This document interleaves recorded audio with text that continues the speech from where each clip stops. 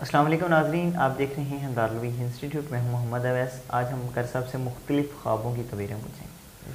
الحمدللہ وحدہ والصلاة والسلام علی من لا نبی بعد، اما بعد فاعوذ باللہ من الشیطان الرجیم، بسم اللہ الرحمن الرحیم۔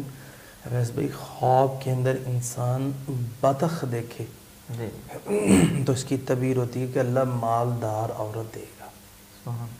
خواب کے اندر انسان دکان دیکھے تو اس کی تعبیر ہوتی ہے کہ نفع ملے گا۔ خواب کے اندر انسان روئی دیکھے تو اس کی تعبیر ہوتی ہے حلال مال ملے گا۔ خواب کے اندر انسان دیکھتا ہے کہ وہ جناب پہلو کو دیکھتا ہے، ایک حصہ، تو اس کی تعبیر ہوتی ہے کہ عورت، یعنی عورت ملے گی۔ اسی طرح خواب کے اندر انسان چٹائی دیکھتا ہے، اس کی تعبیر ہوتی ہے کہ یہ نکاح کرے گا۔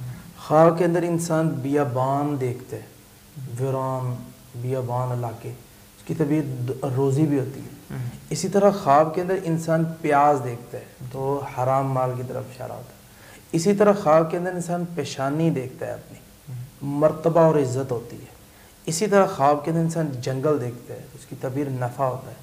اسی طرح خواب کے اندر انسان ہاتھی دیکھتا ہے تو اس کی تعبیر ہوتی ہے مکار مرد۔ اسی طرح کہ مکار میں نے اس لیے کہا ہے کہ دھوکے باز، چور۔ اس کے اوپر ایک واقعہ ہے، رسول اللہ صلی اللہ علیہ وسلم کی ایک صحابی کا اللہ کے رسول نے اس کی ذمہ داری لگائی تھی کھجوروں پر۔ ایک ہے حضرت ابو ہریرہ والا واقعہ، ایک اور ہے۔ اس کے اندر یہ تھا کہ وہ جب گیا وہاں تو ڈیوٹی پر، تو رسول اللہ صلی اللہ علیہ وسلم نے فرمایا تھا خیال رکھنا ہے کہ جنات شیاطین یہ چوری بھی کر لیتے ہیں، کھجوروں کا خیال رکھنا۔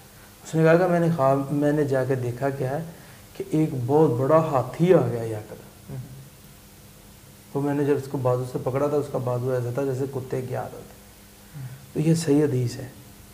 وہ یہ ہاتھی دیکھنا، یہ مکار مرد کی طرف اشارہ ہے، یعنی دھوکہ دے گا، چوری کرے گا کوئی۔ تو وہ چوری کر رہا تھا کھجوریں آ کے، تو اس لیے یہ مکار مرد کی طرف اشارہ۔ اسی طرح خواب کے انسان اپنے آپ کو دیکھے کہ وہ بے ہوش ہے تو یہ کاموں کی تنگی کی طرف اشارہ ہے۔ جی ناظرین، اگلے پروگرام میں پھر حاضر ہوں گے، ہمیں اجازت دیجیے، اللہ حافظ۔ قد صدقت الرؤيا إنا كذلك نجزي